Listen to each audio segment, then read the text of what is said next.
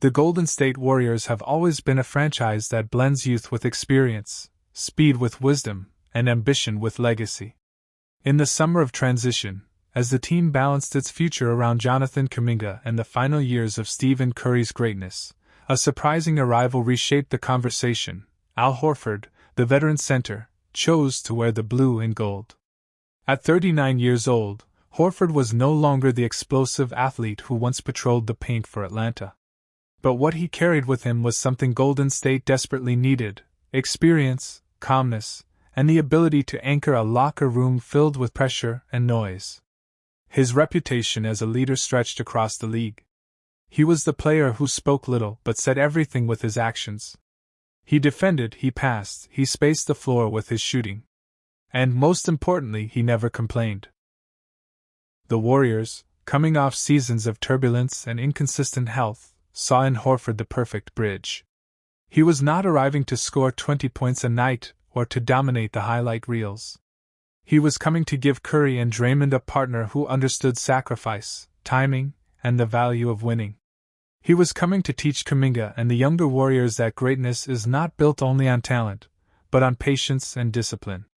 The narrative of Horford's journey to Golden State began quietly. After years in Boston, where he nearly reached the mountaintop, whispers started that the Celtics were moving younger, faster, and preparing for life beyond their veterans. Horford, still productive, wanted one last chance at a championship. Golden State offered not only that chance but also a system that valued his unique skills. The decision was natural. As he walked into the Chase Center for the first time, cameras captured him smiling softly, shaking hands with Curry, hugging Thompson, and exchanging respect with Draymond Green. In that moment, it was not about age, contracts, or statistics. It was about connection. The Warriors had added a piece that could steady their storm. On the court, Horford's presence was immediately felt. He set screens with precision, freeing Curry for open threes. He stretched defenses with his shooting, forcing opponents to respect him beyond the arc defensively. He brought structure, always in the right place, always communicating, always making the game slower for his teammates. His numbers were modest, but his impact was immeasurable. Off the court, his voice carried weight. When younger players grew frustrated with minutes, he reminded them of patience. When the locker room tension rose around Kuminga's contract, he emphasized unity. When Curry spoke of legacy and time, Horford nodded with the understanding of a man who had walked the same path. The media, at first skeptical of his age, quickly shifted their tone. Headlines changed from "Warriors sign aging Horford" to "Horford brings balance to Golden State." Analysts noted that the team looked calmer, smarter, more connected. And fans, once nervous, began to see the veteran not as a replacement, but as an addition that amplified everything the Warriors already had. In the end, Horford's arrival was not about rewriting the dynasty. It was about extending it. It was about giving Curry the space to chase one more ring, giving Kuminga the example of professionalism, and giving the franchise one last reminder that greatness is not only found in youth, but also in wisdom earned over years of sacrifice. The story of the Golden State Warriors at this moment is not just about basketball games. It is about legacy, money, time, and the weight of expectations. At the heart of it all stands Jonathan Kuminga, a young forward with explosive talent, and Stephen Curry, the face of a dynasty that changed the NBA forever. Their paths are connected, yet their battles are different. One is fighting for his future, the other is fighting against time. Jonathan Kuminga enters the 2025 offseason with confidence, but also with frustration. Negotiations with the Warriors have dragged on endlessly. The team has offered him 2 years at $45 million, with a team option for the second year. To Kuminga and his camp, this feels insulting. Around the league, other young players are signing bigger and longer contracts. Josh Giddey, for example, secured a $100 million deal in Chicago. Kuminga's representatives point to that contract and ask, why should Jonathan accept less? The Warriors insist they are protecting their flexibility, their salary cap, and their long-term plan. Each meeting between the two sides ends without progress. As the headlines swirl, Steph Curry remains calm on the surface but thoughtful underneath. At 37 years old, he has seen it all: championships, MVPs, heartbreaks, and triumphs. He is still one of the most dangerous players in the league, but he knows his window is closing. While the media focuses on Kuminga's contract, Curry is being honored back home in North Carolina. Davidson College and the Department of Transportation decide to rename Exit 30 on Interstate 77 after him. To the world, it is a symbolic gesture. To Curry, it is deeply personal. He remembers driving that road as a boy, never imagining his number would someday become part of the map. But legacy does not erase the pressure of the present. Training camp is only weeks away. If Kuminga does not accept the qualifying offer of $7.9 million, his future will hang in limbo. Rumors of a sign-and-trade spread quickly. Some fans believe the Warriors should move on and build around veterans. Others argue that Kuminga's talent is too valuable to lose. Inside the locker room, teammates whisper. Draymond Green questions whether Kuminga truly wants to be part of the dynasty. Klay Thompson tries to stay out of the drama, but even he feels the uncertain. The story intensifies as media day arrives. Cameras flash, microphones crowd into faces, and sound bites are captured for endless debate shows. Kuminga forces a smile, saying all the right words, but his eyes tell another story. Curry stands beside him, supportive but distant. He knows the young forward is fighting for respect, just as he once fought for recognition at Davidson. Yet Curry also knows the reality of the business. The team must think about more than one player. Meanwhile, the season inches closer.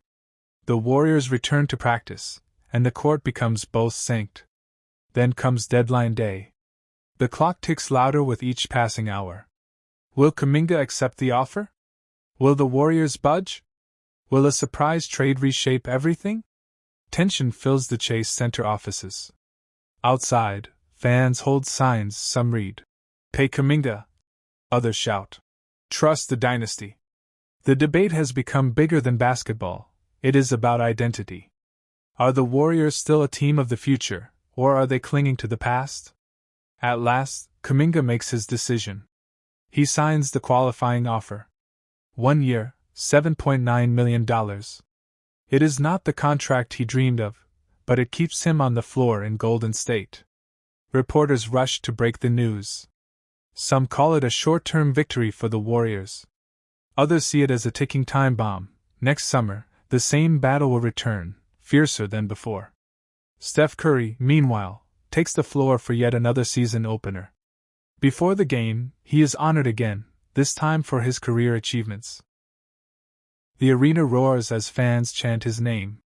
For a few minutes, all the noise of contracts and negotiations fades away. Curry smiles, lifts his hands, and the crowd erupts in gratitude.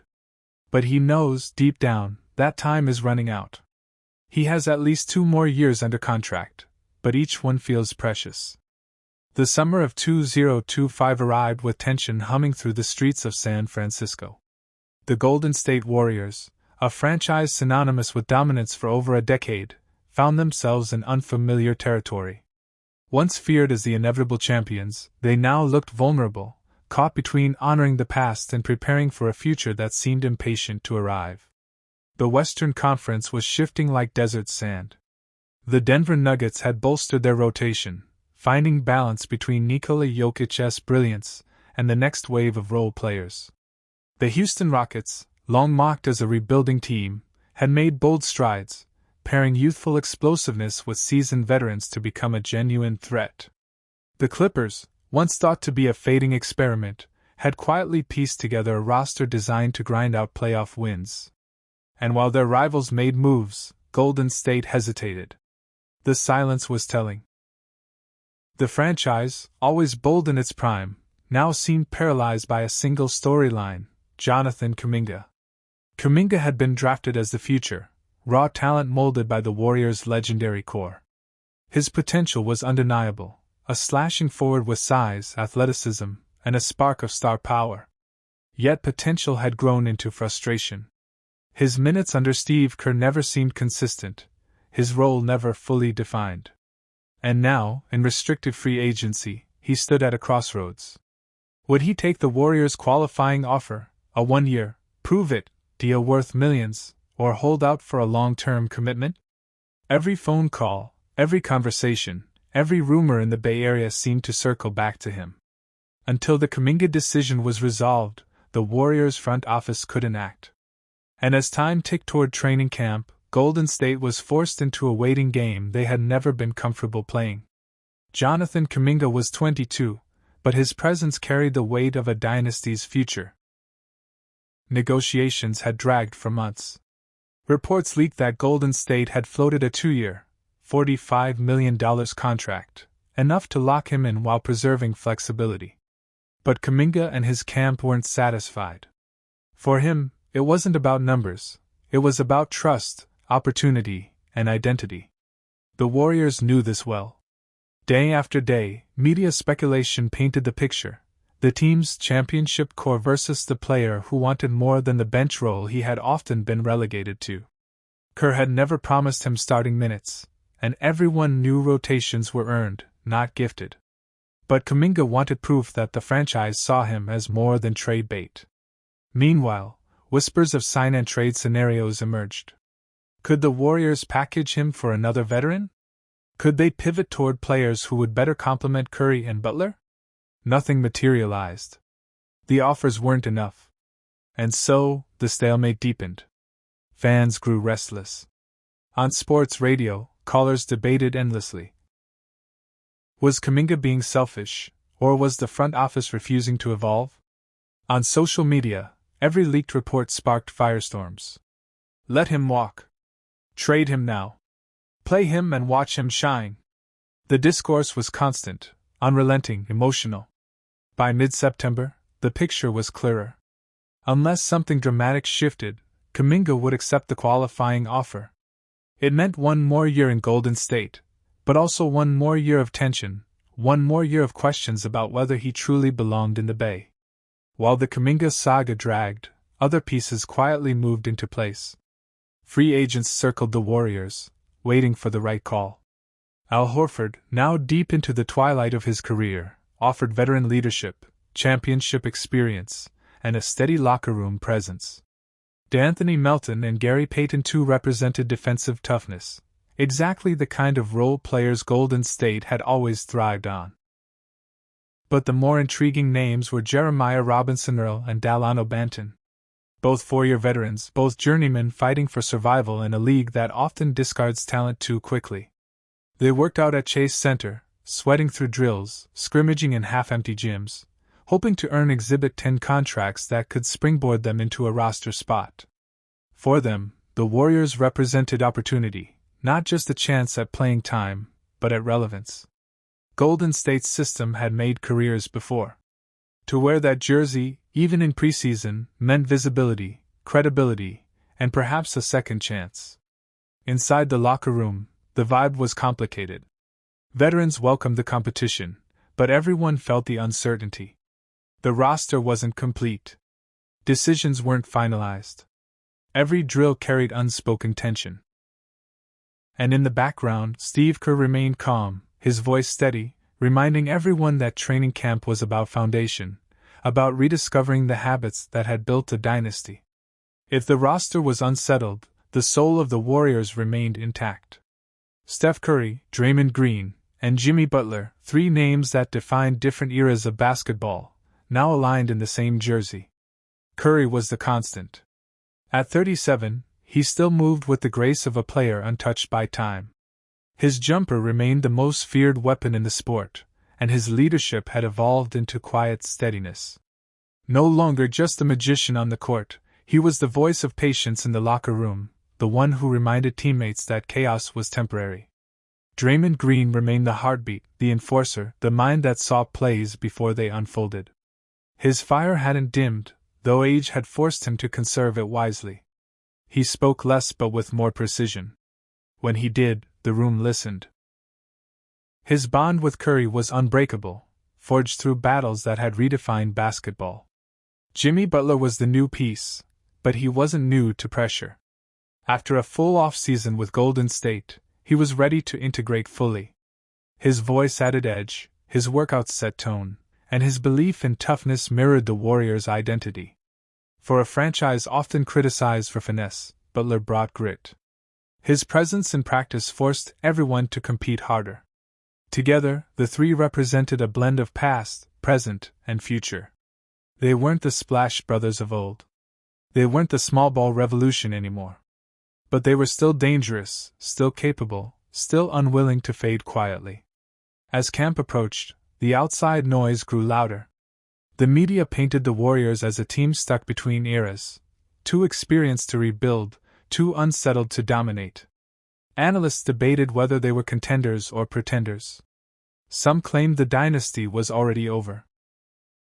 Others argued that as long as Curry laced his sneakers, Golden State could never be dismissed.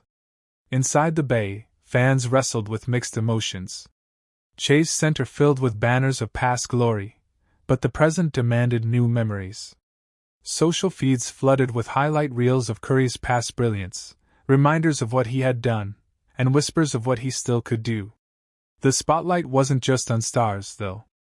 Moses Moody, Brandon Podziemski, Buddy Hield, Quinton Post, these names mattered too. They were the connective tissue, the role players who would determine whether Golden State could withstand an 82-game grind. And through it all, Kuminga's shadow loomed. Would he embrace the role he was given? Would he force his way into a starting spot? Or would the friction between him and Kerr define yet another season of frustration? The uncertainty was storyline enough to keep the league watching. As the calendar flipped toward October, the Warriors faced the truth. This season wasn't just another campaign. It was a referendum. A referendum on their ability to adapt, on their willingness to trust youth, and on the durability of a dynasty that had already rewritten history. If Kuminga played with purpose, the Warriors might rediscover balance. If Butler meshed perfectly, Golden State could strike fear again. If Curry stayed healthy, they could still make one more run. But if the pieces didn't fit? If the tension became too heavy? Then the dynasty's final chapter might be written not in parades, but in quiet exits, in what-ifs, in memories of what once was. Still, one truth resonated through Chase Center: the Warriors were not finished yet. The league could change. Rivals could rise. Critics could talk. But until the final buzzer sounded, Golden State's legacy was theirs to defend. And as training camp doors opened, the story began. Another season, another chance, another fight to prove that greatness doesn't fade, it adapts. Ladies and gentlemen, basketball fans across the globe, welcome to one of the wildest stories in recent NBA history. Today we are diving deep into the breaking news that has sent shockwaves through the league. Giannis Antetokounmpo and Josh Giddey are reportedly heading to the Golden State Warriors in a blockbuster trade that could completely reshape the balance of power in the NBA. This is not just another off-season rumor. This is the kind of news that makes analysts, fans, and even rival players stop what they're doing and wonder, what does this mean for the future of the league? In the next 2 hours, we're going to break this story down from every possible angle: who wins, who loses, and what it all means for the Warriors, for Giannis, for Giddey, and for the NBA as a whole. Chapter 1: Giannis Antetokounmpo's Journey, approximate 15 minutes. Giannis Antetokounmpo, also known as the Greek Freak, is not just a basketball player, he is a global icon. Born in Athens, Greece, to Nigerian parents, his story is one of perseverance, resilience, and transformation. From selling goods on the streets of Athens as a young boy, to becoming a 2-time MVP, Defensive Player of the Year, and NBA champion, Giannis embodies the dream that hard work and dedication can truly pay off. But even greatness has its limits.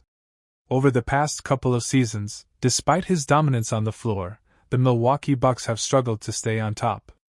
Injuries, coaching changes, and stiff competition have made Giannis question whether Milwaukee can continue to build a championship-caliber roster around him. That little seed of doubt has grown, and it may have opened the door for one of the most shocking trades in recent memory. Chapter 2: Josh Giddey's Rise, approximate 10 minutes. Now let's talk about Josh Giddey, the young Australian playmaker who has quickly become one of the most intriguing guards in the league. Drafted by the Oklahoma City Thunder, Giddey has shown flashes of brilliance, elite passing, incredible court vision, and a natural feel for the game that can't be taught. He may not yet be a superstar, but at only 21 years old, he's got the potential to become a cornerstone for any franchise. For the Warriors, a team known for ball movement, spacing, and high IQ basketball, Giddey's skill set is